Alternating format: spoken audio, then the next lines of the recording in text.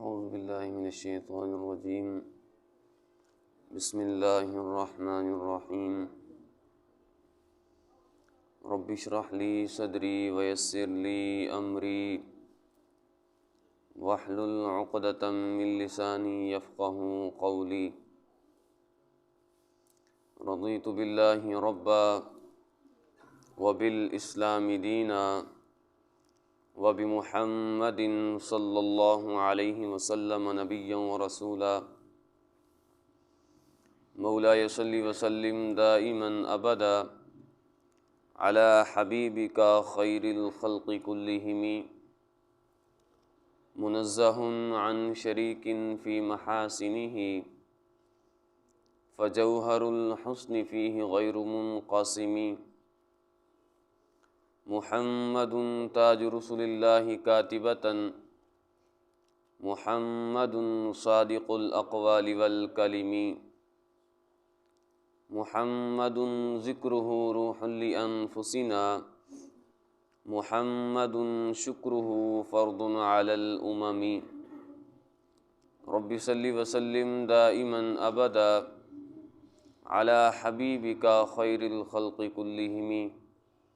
یا رب بالمصطفى بلغ مقاصدنا واغفر لنا ما مضى یا واسع الکرم ان اللہ وملائکتہ یصلون علی النبی یا ایہا الذین آمنوا صلوا علیہ وسلموا تسلیما اللہم صل علی سیدنا واصحاب سیدنا ومولانا محمد وبارک وسلم صلاة وسلام علیک یا رسول اللہ وعلی آلک واصحابک یا حبیب اللہ الصلاة والسلام علیک یا خاتم النبیین وعلی آلک واصحابک یا خاتم المعصومین۔ بیاں ہو کس زبان سے مرتبہ صدیق اکبر کا، ہے یار غار محبوب خدا صدیق اکبر کا، الہی رحم فرما خادم صدیق اکبر ہوں، الہی رحم فرما خادم صدیق اکبر ہوں، تیری رحمت کے صدقے واسطہ صدیق اکبر کا۔ خدا اکرام فرماتا ہے اتقا کہہ کے قرآن میں، خدا اکرام فرماتا ہے اتقا کہہ کے قرآن میں، کریں پھر کیوں نہ اکرام اتقیا صدیق اکبر کا۔ خدا اکرام فرماتا ہے اتقا کہہ کے قرآن میں، کریں پھر کیوں نہ اکرام اتقیا صدیق اکبر کا۔ صفا وہ کچھ ملی خاک سرکوئے پیغمبر سے، مصفا آئینہ ہے نقش پا صدیق اکبر کا۔ اور لٹایا راہ حق میں گھر کئی بار اس محبت سے، لٹایا راہ حق میں گھر کئی بار اس محبت سے، کہ لٹ لٹ کر حسن گھر بن گیا صدیق اکبر کا۔ اللہ جل جلالہ وعم نوالہ وعظم شانہ وجل ذکرہ وعز اسمہ کی حمد و ثنا حضور نبی اکرم رسول محتشم نبی مکرم حضور احمد مجتبی حضرت محمد مصطفیٰ صلی اللہ علیہ وسلم کے حضور ناز میں اپنی ارادتوں محبتوں اور عقیدتوں کا خراج پیش کرنے کے بعد دعا ہے کہ خالق لم یزل ہماری اس حاضری کو اپنی بارگاہ کے اندر قبول و منظور فرمائے، اور رب ذوالجلال ہم سب کو دین کا فہم عطا فرمائے، اور رب ذوالجلال اس مقدس دن کے صدقے سے ہم سب کے تمام صغیرہ اور کبیرہ گناہوں کو معاف فرمائے، رب ذوالجلال ہمارے تمام مرحومین کے درجات کو بلند فرمائے۔ جس طرح کہ آپ کو معلوم ہے ماہ جمادی الثانی رواں دواں ہے،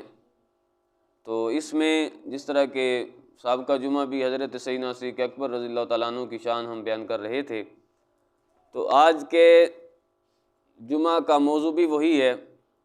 کہ شان صدیق اکبر رضی اللہ تعالیٰ عنہ ہو، اور پھر وہ بھی اہل بیت کی زبانی۔ اب جس کی شان خود رب ذوالجلال بیان فرماتا ہو، رب ذوالجلال نے کئی مقامات پر ارشاد فرمایا وَسَيُجَنَّبُهَا الْأَتْقَى إِنَّ أَكْرَمَكُمْ عِنْدَ اللَّهِ أَتْقَاكُمْ وَالَّذِي جَاءَ بِالصِّدْقِ۔ اس کے علاوہ بھی کتنی ہی آیات ہیں رب ذوالجلال نے جب نازل فرمائیں تو مفسرین کا اس بات پر اجماع ہے کہ ان تمام کا مصداق ان اکرمکم عند اللہ اتقاکم وسیجنبها الاتقى وما لأحد عنده من نعمت تجزا، ان تمام آیتوں کا مصداق حضرت سیدنا صدیق اکبر رضی اللہ تعالیٰ عنہ کی ذات ہے۔ تو پھر جب رب ذوالجلال قرآن پاک میں اس ہستی کی شان بیان فرما رہا ہو تو ہمارا بھی حق بنتا ہے کہ ہم بھی اپنی وسعت کے مطابق، اپنی وسعت کے مطابق جتنی ہماری قدرت ہے، جتنی ہماری طاقت ہے، اس کو ہم بیان کریں، کیونکہ آج وقت ہے ایسا کہ لوگ اخیار امت کے خلاف بول بول کر تھکتے نہیں، تو لہٰذا جو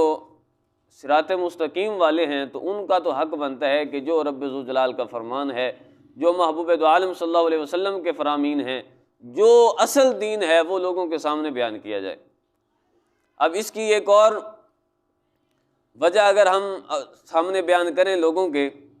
اگر ہم بیان کرتے رہتے ہیں تو کچھ لوگ یہ بھی سمجھتے ہوں گے کہ پتہ نہیں، مطلب کہ بار بار ایک ہی چیز کو کیوں بیان کیا جاتا ہے، بھئی کیوں نہیں ہمارے سامنے فضائل بیان کیے جاتے، ہمارے سامنے کیوں نہیں واقعات بیان کیے جاتے، کیوں نہیں ہمارے سامنے کوئی ایسا مواد نہیں پیش کیا جاتا کہ جس پر بندہ سبحان اللہ واہ واہ واہ کہے۔ تو اصل میں حقیقت یہ ہے کہ جس دور کا جو تقاضا ہوتا ہے اسی کے مطابق ہی ایک جو ذمہ دار بندہ ہے، جو ایک ممبر کی ذمہ داری ہے، ایک مصلی کی جو ذمہ داری ہے، اس کو نبھانا پڑتا ہے۔ اب سب سے جو بڑی بات ہے ہمارے یہ بار بار بیان کرنے کی کہ محبت رسول صلی اللہ علیہ وسلم ہی صحابہ کرام علیہم الرضوان سے یا اہل بیت کرام علیہم الرضوان سے محبت کا معیار ہے کہ سب سے پہلے ہم نے اسی محبت کو ہی دیکھنا ہے، اس کے بعد ہم نے دوسری محبتوں کو دیکھنا ہے۔ اب وجہ یہ ہے کہ چونکہ قحط پڑ چکا ہے اس بات کا، کیونکہ آج زمانہ ہے کہ لوگ اپنے ضمیروں کا سودا کر کے ایک شان کو بیان کرتے ہیں تو دوسرے کی شان گھٹا دیتے ہیں، اور دوسرے کی شان اگر گھٹاتے ہیں تو بالکل دوسرے کی ایک کی شان بڑھا دیتے ہیں۔ حقیقت یہ ہے کہ اسلام یہ نہیں ہے، دین یہ نہیں ہے، بلکہ دین یہ ہے کہ جس کی جتنی شان ہے اس کو اتنی شان بیان کی جائے، اس کی ایسے شان بیان کی جائے کہ جس کا رب ذوالجلال کے محبوب نے مرتبہ بڑھایا ہو، دوسرے کے مقام پر کوئی حرف بھی نہ آتا ہو۔ تو یہ ہے اصل میں اہل سنت کا معیار، اور اسی وجہ سے ہی ہم ہر چیز بیان کرتے ہیں۔ الحمدللہ رب ذوالجلال کی طرف سے جو بھی فرامین ہے قرآن پاک میں اترے، حضور علیہ السلام نے اپنے فرامین میں احادیث مبارکہ کے اندر بیان کیا، تو ہمارا یہ حق بنتا ہے، کیونکہ ہم ہی اس سنت کے محافظ ہیں، ہم ہی اس علم کے وارث ہیں۔ تو جب علم کا وارث اپنی وراثت کو چھوڑ کر اگر صرف اور صرف اپنے مفاد کی خاطر کہ لوگ میری تقریر پر واہ واہ کہیں گے، میری تقریر پر بلے بلے کہیں گے، تو یہ حقیقی دین نہیں ہوگا، بلکہ دین بیان کیا جائے گا۔ حضرت ابو ہریرہ رضی اللہ تعالیٰ عنہ سے آپ بیان فرما رہے تھے تو فرمایا کہ کچھ باتیں ایسی ہیں کہ جو میں اگر تمہارے سامنے بیان کر دوں تو تم سبحان اللہ کہو گے اور میری بڑی داد دو گے میری تقریر کی اور میرے بیان کی، لیکن کچھ باتیں ایسی ہیں کہ جو میں اگر بیان کر دوں تو تم میری گردن کاٹنے تک آ جاؤ گے۔ لیکن فرمایا کہ دین ہے، دین تو بیان کرنا ہے، تو لہٰذا اس وجہ سے دین بیان کرنے کے اندر اور حقیقی طور پر جو اسلام ہے اور دین کا جو معیار ہے، محبت رسول صلی اللہ علیہ وسلم کا معیار ہے، یا جس چیز کو رب ذوالجلال نے بیان فرمایا اور آج تک اسلاف سے وہی چیز منقول آ رہی ہے، تو ہر بندے کا حق بنتا ہے کہ ہم اس کو بیان کریں، اس کو سمجھیں اور اس پر عمل بھی ہمارا ہونا چاہیے۔ اب حضرت سیدنا صدیق اکبر رضی اللہ تعالیٰ عنہ کی وصال کا یہ جو مہینہ چل رہا ہے، تو اس میں انہی کی شانوں کا ہم انشاءاللہ بیان کریں گے جس طریقے سے بھی ہو سکا۔ تو اب علماء فرماتے ہیں کہ رب ذوالجلال کے محبوب صلی اللہ علیہ وسلم کے فرامین سے ہی ماخوذ کردہ یہ مضمون ہے۔ فرمایا کہ ما فضلکم ابو بکر بکثرت الصلاۃ والصیام لیکن بالسر الذی وقر فی قلبہ۔ فرمایا کہ حضرت سیدنا صدیق اکبر رضی اللہ تعالیٰ عنہ کی جو یہ شان ہے، ان کو جو رب ذوالجلال نے اتنا بڑا مقام عطا فرمایا، اتنی بڑی ان کو فضیلت جو عطا کی گئی، اس کی وجہ کیا ہے؟ فرمایا اس کی وجہ کثرت صلاۃ نہیں، اس کی وجہ کثرت صیام نہیں، بلکہ رب ذوالجلال نے ان کے دل کے اندر جو راز ڈالا تھا، اس کی وجہ سے رب ذوالجلال نے حضرت سیدنا صدیق اکبر کو تمام لوگوں پر فضیلت عطا فرمائی ہے۔ اور پھر حضرت سیدنا صدیق اکبر کا وہ پہلا کلام کہ جب پہلی مرتبہ حضور علیہ السلام نے اسلام کا جھنڈا اٹھایا اور نبوت کا دعویٰ کیا، اور پہلے جو اسلام لانے والے تھے وہ حضرت سیدنا صدیق اکبر کی ذات تھی، سب سے پہلے جنہوں نے تصدیق کی۔ اور پھر معراج کی رات جب حضور علیہ السلام معراج سے باہر، یعنی معراج کے بعد صبح کے وقت لوگوں کے سامنے آپ نے بیان فرمایا کہ رات کے وقت مجھے معراج رب ذوالجلال نے عطا فرمائی ہے، اور میں نے اتنی چیزوں کی سیر کی، میں نے جنت دیکھی، میں نے دوزخ دیکھی، میں نے رب ذوالجلال کا دیدار کیا۔ تو سارے لوگ حیران تھے، بلکہ کچھ لوگ تو مرتد ہو چکے تھے کہ کیا ایسا بھی ہو سکتا ہے کہ ایک رات میں کوئی ایک بندہ جسم کے ساتھ اتنی بلندیوں پر اتنی چیزوں کی سیر کر کے آ جائے اور پھر رب ذوالجلال سے بھی ملاقات کا دعویٰ کرتا ہو؟ کتنے لوگ ہی مرتد ہو گئے، اور کچھ لوگ حضرت سیدنا صدیق اکبر کے پاس آئے اور عرض کرنے لگے کہ آپ بہتر جانتے ہیں، آپ کے وہ مطلب ہے کہ آپ پہلے اسلام لانے والے ہیں اور آپ باقاعدہ ان کے یار غار بھی ہیں، تو آپ یہ بتائیے کہ کیا کوئی ایک بندہ رات کے وقت تھوڑے سے پہر کے اندر کیا اتنی بلندیوں پر جا کر اتنی چیزوں کی سیر کر کے آ جائے؟ یہ کیا ہو سکتا ہے؟ تو وہ فرمانے لگے کہ کیا یہ واقعی حضور علیہ السلام نے فرمایا ہے؟ تو جب لوگوں نے کہا جی ہاں فرمایا ہے، تو فرمایا کہ اگر حضور علیہ السلام فرمائیں تو اگر اس سے کوئی بڑی بات بھی ہوتی میں وہ بھی تسلیم کر لیتا۔ تو جب جن کی وجہ سے، جن کے کہنے پر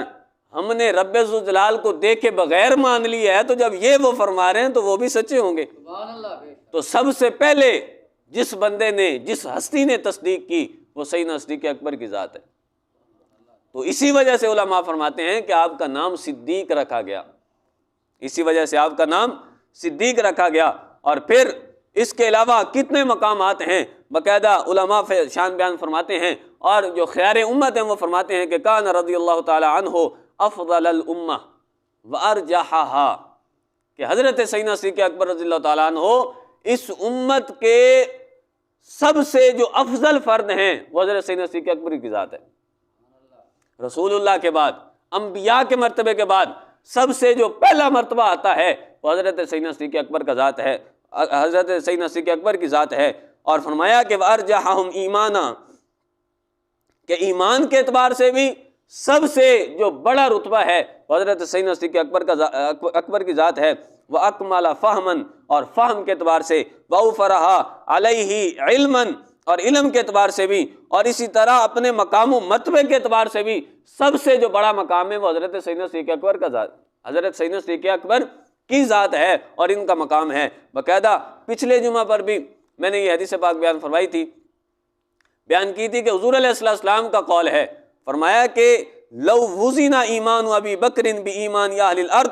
لراجح ایمان ابی بکر علی ایمان اہل الارض۔ فرمایا کہ اگر پوری دنیا کے اہل زمین کے جتنے بھی لوگ ہیں، تمام لوگوں کے ایمان کا موازنہ کیا جائے حضرت سیدنا صدیق اکبر کے ایمان کے ساتھ، تو فرمایا کہ لراجح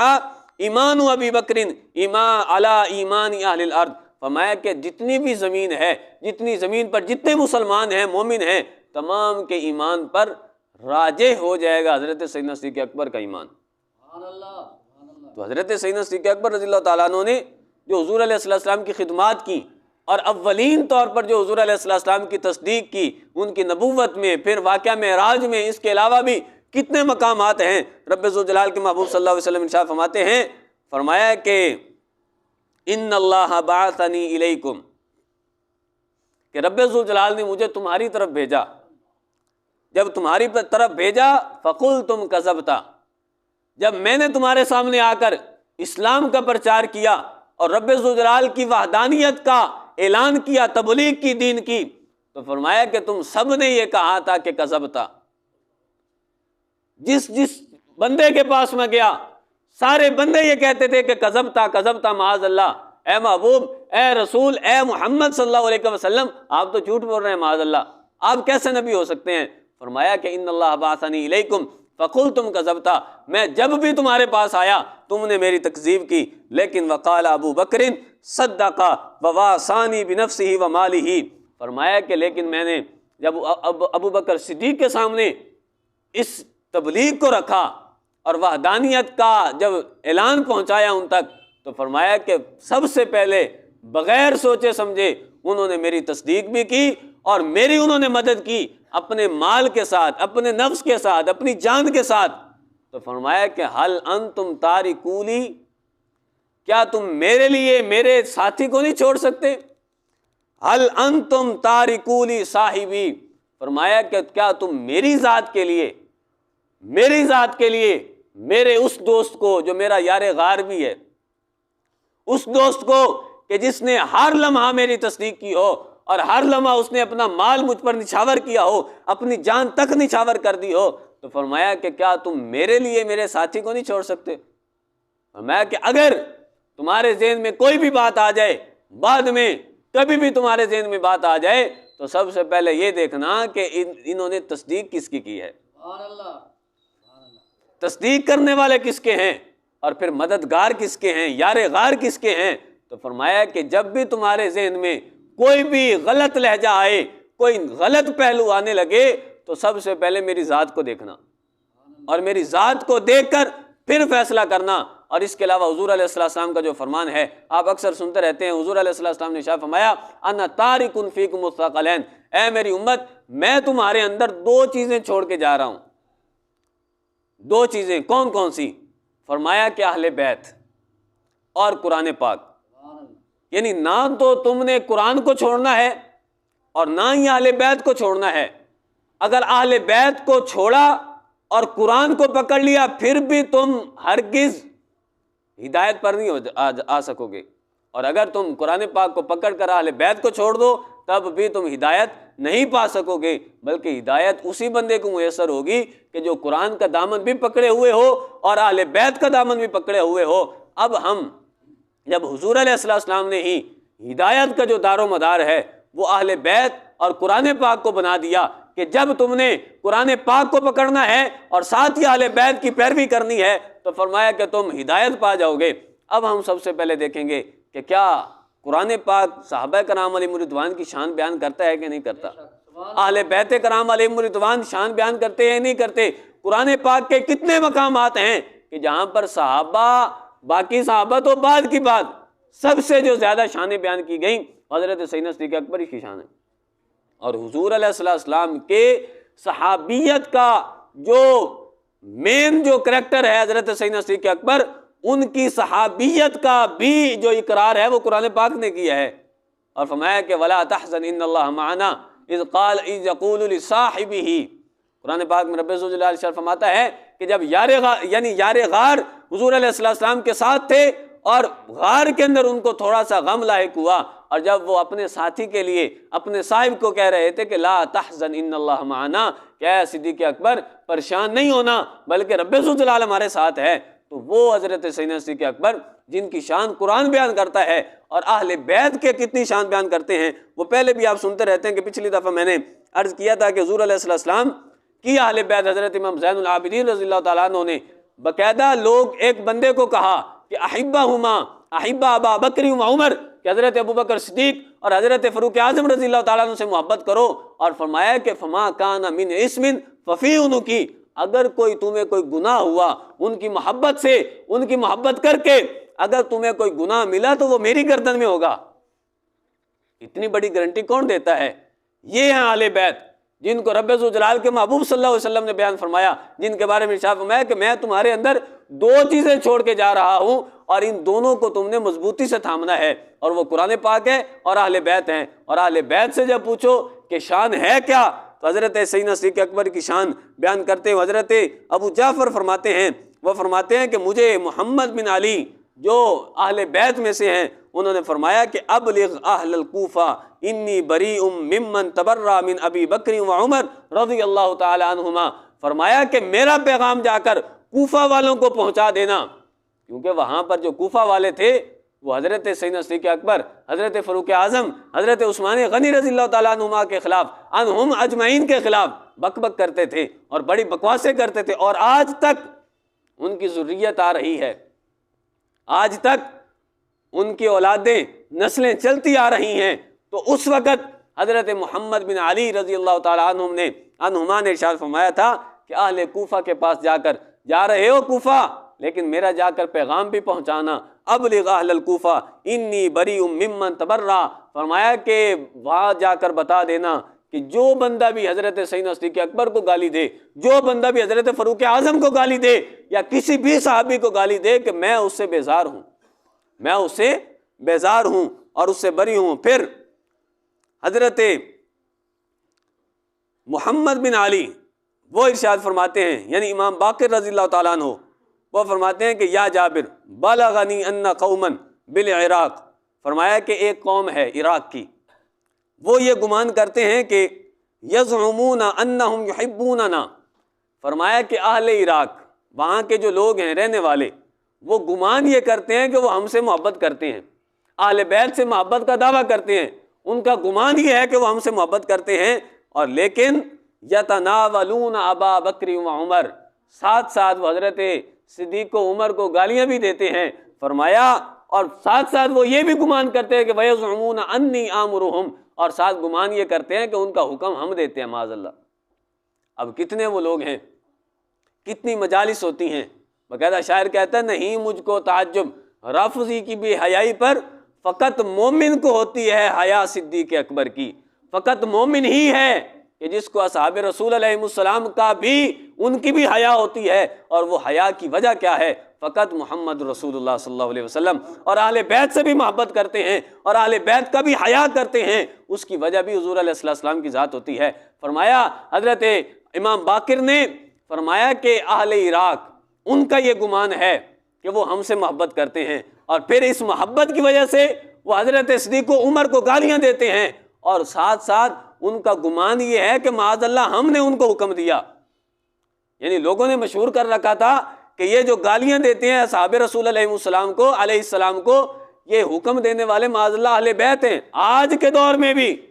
کتنے لوگ ہیں کہ جو یہ دعویٰ کرتے ہیں، اپنے اپنے سٹیجوں پر بیان کرتے ہیں کہ اصحاب رسول علیہ السلام کو اہل بیت نے گالیاں دلوائیں۔ معاذ اللہ یہ نہیں ہو سکتا، بلکہ امام باقر رضی اللہ تعالیٰ عنہ نے اسی وقت ارشاد فرما دیا، فرمایا کہ وہ ان کا گمان یہ ہے، ان کا گمان یہ ہے کہ ہم نے ان کو حکم دیا۔ فرمایا کہ نہ ہم نے ان کو حکم نہیں دیا، بلکہ فَأَبْلِغُهُمْ أَنِّي إِلَى اللَّهِ مِنْهُمْ بَرِيٌّ، فرمایا کہ وہاں جا کر اہل عراق کے پاس جاؤ اور وہاں پر جا کر کہو کہ میں ان سے اللہ کی قسم ان سے بری ہوں، ان سے بیزار ہوں۔ جو بھی حضور علیہ السلام کے کسی یار کو، حضور علیہ السلام کے کسی صحابی کو گالی دیتا ہو، معاذ اللہ کو جو بھی ہو، کوئی بھی بندہ گالی دیتا ہو تو میں اس سے بری ہوں۔ اور پھر ساتھ ساتھ یہ بھی ارشاد فرمایا کہ وہاں پر جا کر یہ بھی بیان فرمانا والذی نفس محمد بیدہ، فرمایا کہ اللہ کی قسم وہ ذات جس کے قبض قدرت میں حضور علیہ السلام کی جان ہے، فرمایا کہ اگر میں ولی بنا، اگر میں اللہ تعالیٰ کے قریب ہوا تو قریب بھی ان کے خونوں کے صدقے ہوں گا۔ لَتَقَرَّبْتُ إِلَى اللَّهِ بِدِمَائِهِمْ، فرمایا کہ ان کے خونوں کے صدقے سے رب ذوالجلال کے میں قریب ہوں گا۔ اور پھر فرمایا کہ لا نالتنی شفاعت محمد صلی اللہ علیہ وسلم ان لم اکن استغفر لہما واترحم علیہما ان اعداء اللہ لغافلون عنہما، اور فرمایا کہ مجھے رب ذوالجلال کے محبوب کی شفاعت نصیب نہ ہو، اس سے بڑا فیصلہ کیا ہو سکتا ہے؟ حضرت امام باقر فرمانے لگے کہ قیامت والے دن مجھے محبوب خدا صلی اللہ علیہ وسلم کی شفاعت بھی نصیب نہ ہو اگر میں ان کے لیے استغفار نہ کروں، اگر میں صدیق و عمر اس کے علاوہ جتنے بھی صحابہ کرام علیہ رضوان ہیں ان کے لیے میں اگر استغفار نہ کروں اور ان کے لیے میں ترحم نہ کروں، فرمایا کہ اگر ان کے لیے میں استغفار بھی نہ کروں اور ترحم بھی نہ کروں تو میری دعا یہ ہے کہ قیامت والے دن رب ذوالجلال کے محبوب کی مجھے شفاعت بھی نصیب نہ ہو۔ اور پھر فرمایا کہ ان اعداء اللہ لغافلون عنہما، اور فرمایا کہ صدیق و عمر یا اس کے علاوہ جتنے بھی صحابہ کرام علیہ رضوان ہیں ان کی شانوں سے اللہ کے دشمن ہی غافل ہو سکتے ہیں معاذ اللہ۔ تو اس وقت امام باقر رضی اللہ تعالیٰ عنہ نے یہ فیصلہ کر دیا کہ صدیق و عمر رضی اللہ تعالیٰ عنہما کی شان بیان کرنا یہ ایک نظریہ ہے قرآن پاک کا اور یہی بیان ہے اہل بیت کا۔ اور فرمایا کہ جو ان پر تبرہ کرے، جو ان کے خلاف بک بک کرے، تو فرمایا کہ وہ اللہ کا بھی دشمن ہے، اللہ کے رسول کا بھی دشمن ہے، تو فرمایا کہ وہ ہمارا بھی دوست کبھی نہیں ہو سکتا، بلکہ ان کو جا کر کہہ دو کہ میں ان سے